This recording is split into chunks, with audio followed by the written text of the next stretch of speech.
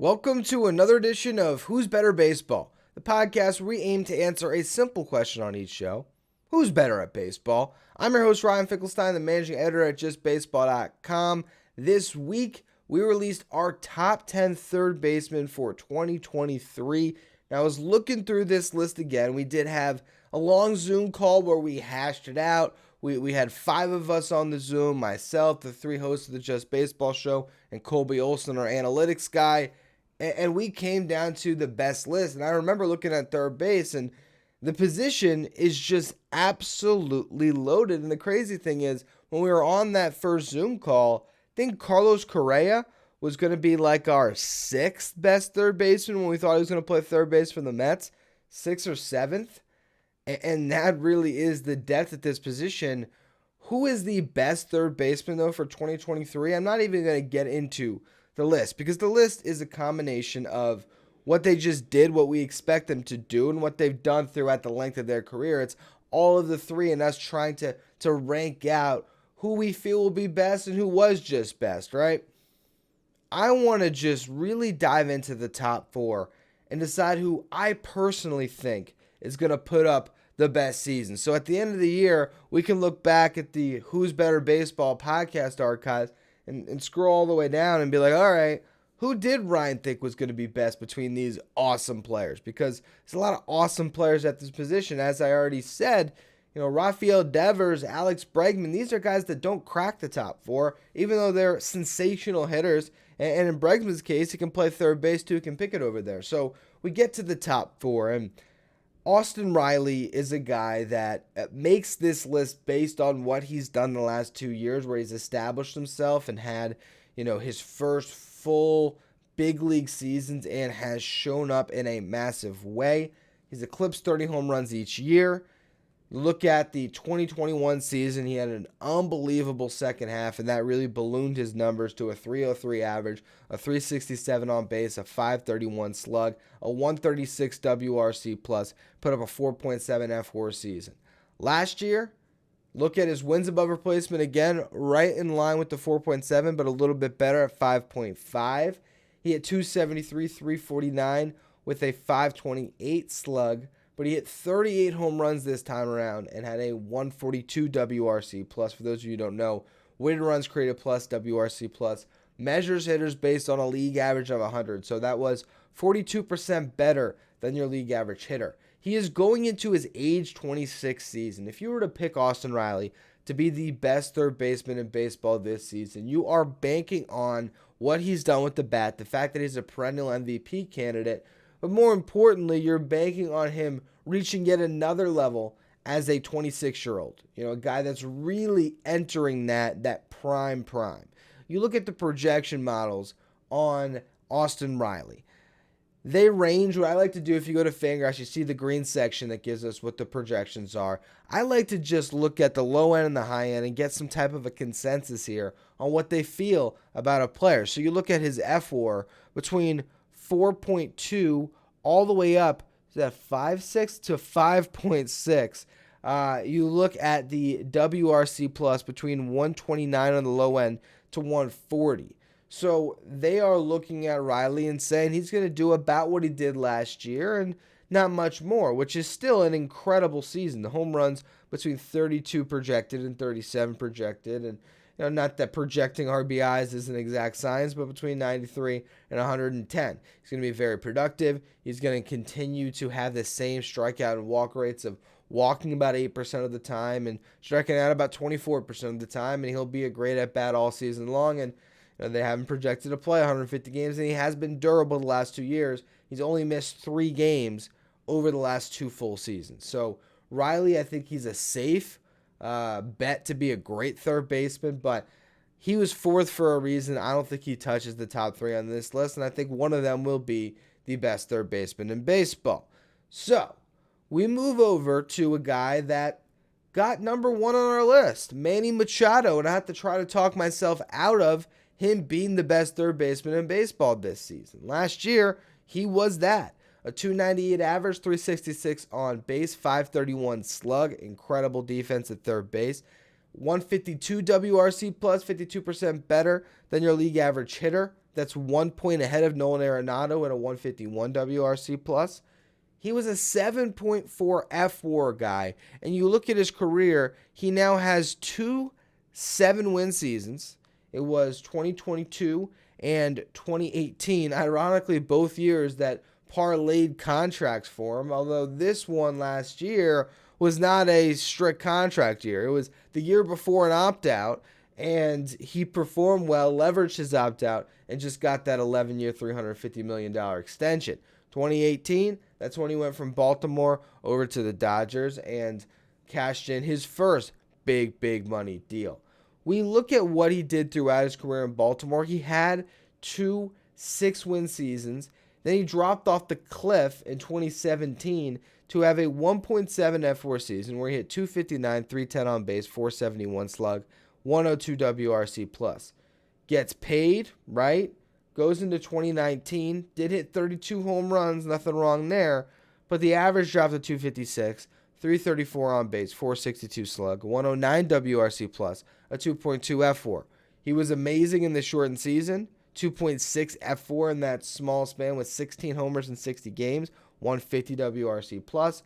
Came back down to earth a little bit in 2021 where he had a 278 average, 347 on base, 49 slug, 122 WRC plus, 28 homers, 4.3 F4. There has been some variance for Manny Machado. Great season, then there can be a tip-off. The best back-to-back seasons he had, you have to go all the way back to that 2015, 2016, 2 6-win seasons I discussed. And then again, there was the drop-off, then a great season, then another drop-off, then a great shortened season, then maybe a slight drop-off, and then an incredible season. You put it all together, he's on a Hall of Fame track, there's no doubt about it. You look at the projections for next season, though, between 4.8 and 5. They're very close when it comes to his F4.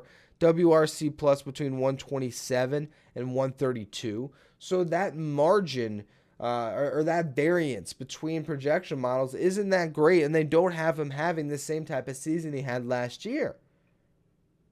So do I think Machado's going to be the best third baseman in baseball this year, even though he was on our list?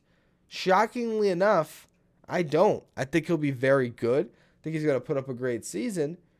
But I don't know if he's going to go up and put up a 7-win season again. And I think you have to put up a 7-win season to lead this position. So then we go to number 2 on this list, Nolan Arenado. Look at what he did last year. 7.3 F4 just behind Machado.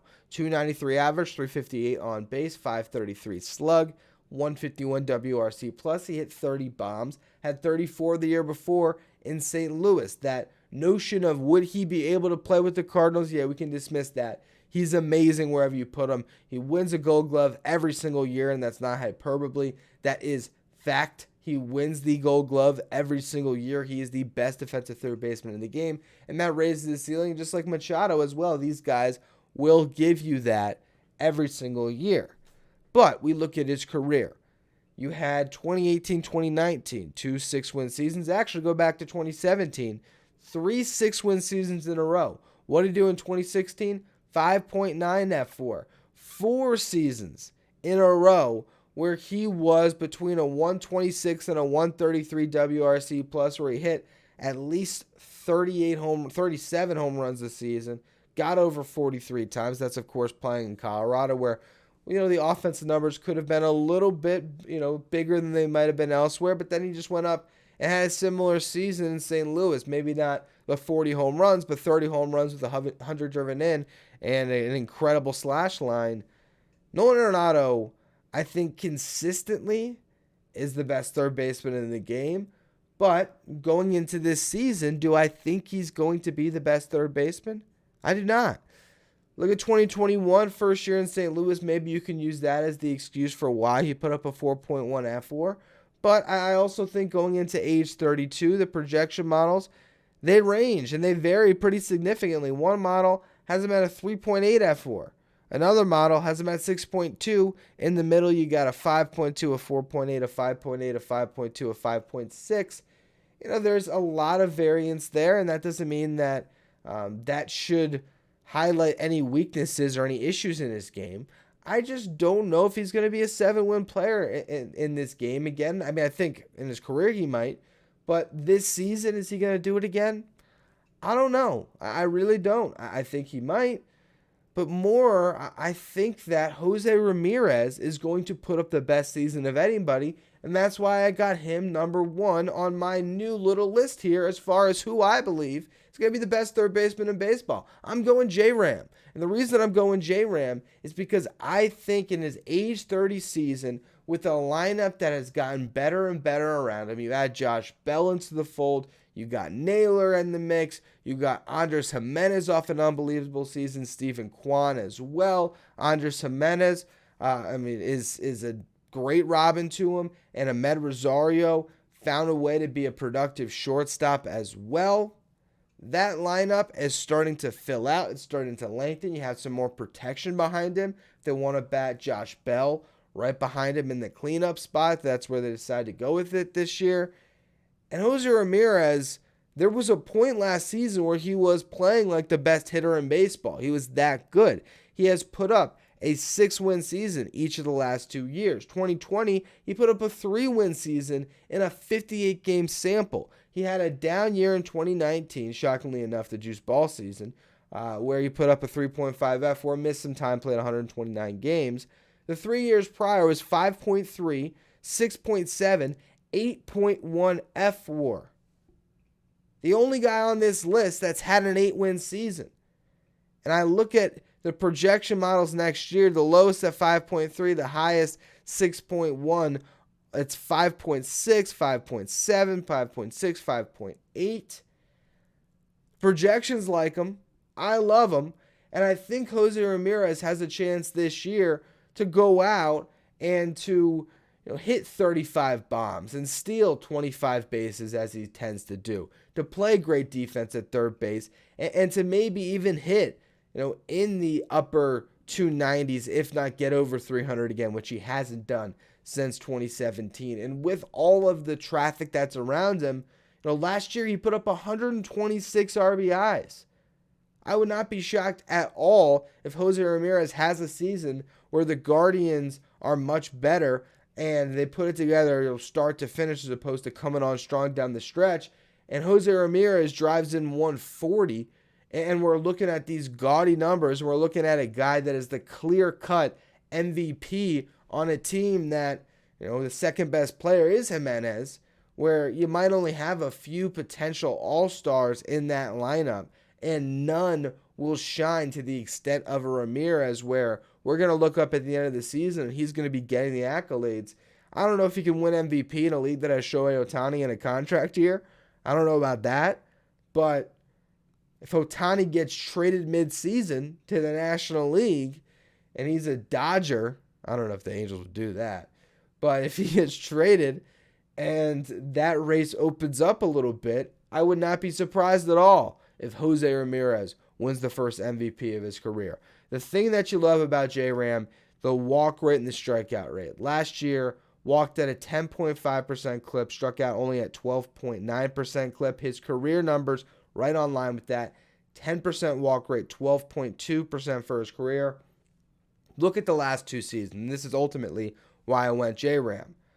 Who is the leader in WRC plus at the position? Well, it's Austin Riley at 139. Behind him, Jose Ramirez. Who has the most home runs? Again, Austin Riley, 71. Next, though, Jose Ramirez at 65. He's scored more runs than any third baseman of the last 2 years. He's driven in more runs than any third baseman of the last 2 years. He's stolen more bases than any third baseman over the last 2 years. But most importantly, we look at the F4. Over the last 2 seasons, despite the fact that Machado and Arenado were 7-win players last year, Jose Ramirez, model of consistency, a 12.6 F4 over the last 2 seasons. Those guys are in the 11s. Austin Riley at 10.2. Then you get to Devers at 9.1.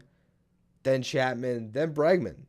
Maybe explains a little bit why Bregman ended up 6th on our list. But ultimately, all these third basemen are awesome. Any of them can be the best third baseman in baseball in a given year.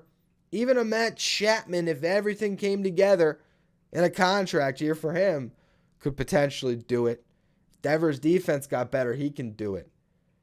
But when I think about the floor and the ceiling, I think that J-Ram is definitely going to be great this year. And of every single third baseman, I think he's the one that has the best chance of putting up like an 8.4 F4 season and being the best in the game and winning an MVP. And that's why I think he's the best third baseman in baseball, despite a list that we put out that had him third, because honestly, you can't go wrong with any of them. And coming off the year that they had last year, a guy that just signed a $350 million contract, you can't knock Machado being our top third baseman in the game. I just think that for 2023, who's going to end up being the best third baseman, who is going to be number one on our list next year when we do our top 10s, I believe it to be Jose Ramirez. That was this edition of Who's Better Baseball. I got one more show this week coming to you on Friday. Might be getting some World Baseball Classic stuff. I talked to Elijah Evans, one of our great writers. He has been cranking out these team previews for the World Baseball Classic. So I think my plan is I'm going to release on the YouTube channel the individual battles we discussed, because there was, teams section off by 2 in the power rankings, and we were discussing which was better between those teams. And then we'll get to the complete episode on the podcast feed, maybe on Monday. So as always, we appreciate you following, subscribing, listening. If you're on YouTube, make sure you subscribe there. Make sure you're checking out all the great written work we have at justbaseball.com. The top first baseman, third baseman are up this week, and also the top 10 infields are going to be up momentarily, so I actually edit and publish that right now. Thanks, as always, for listening.